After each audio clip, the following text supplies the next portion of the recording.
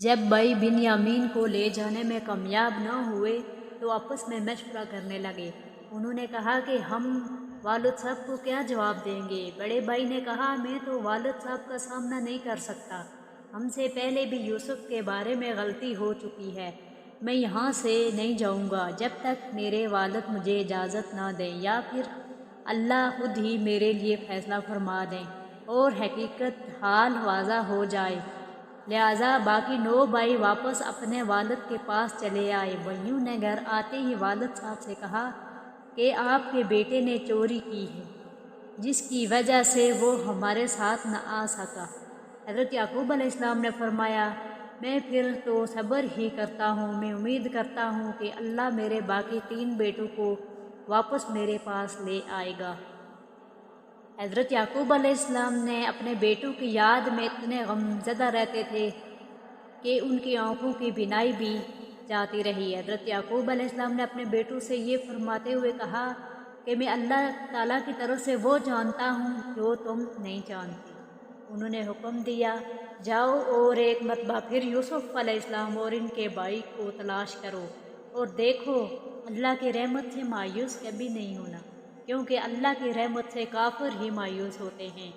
بھائی دوبارہ مصر آئے اور حضرت یوسف علیہ السلام کے سامنے درخواست کی کہ ہمارے خاندان والوں کو بڑی تکلیف ہو رہی ہے، ہمارے پاس رقم بھی پوری نہیں ہے، ہمیں تھوڑی قیمت کے بدلے میں پورا غلہ عطا فرما دیجیے۔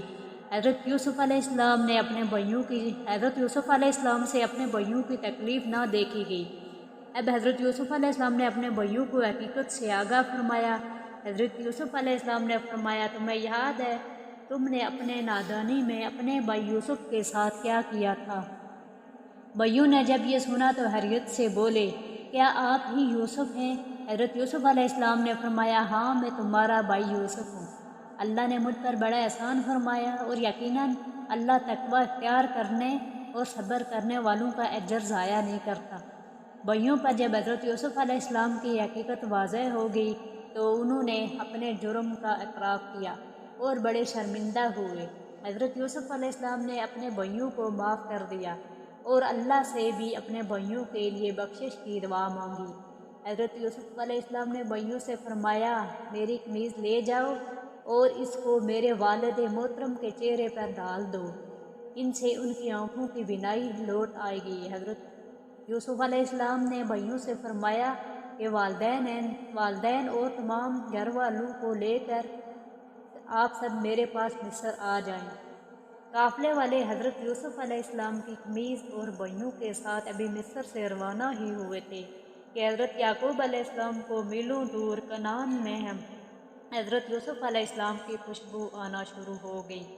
وہ گھر والوں سے فرمانے لگے کہ مجھے تو یوسف کی خوشبو آ رہی ہے۔ گھر والوں نے کہا یقیناً آپ تو اپنی اسی پرانی محبت میں ہیں،